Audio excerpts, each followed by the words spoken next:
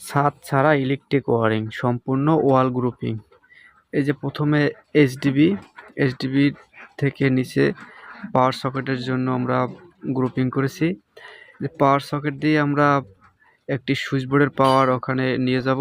Switch বোর্ডে HDB থেকে 2টি পাইপ নামানো হয়েছে যাতে তারের গ্যাদারিং না হয়।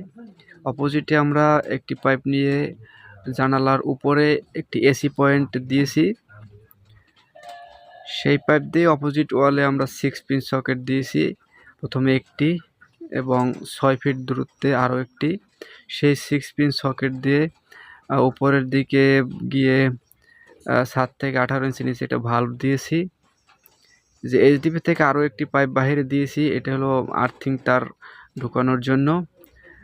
এইচডিবিতে মেইন লাইন আনার জন্য আমরা এই পাইপটি ব্যবহার করেছি। তো এখান থেকে আমরা একটা ভাল্বের লাইনও দেবো। এখান থেকে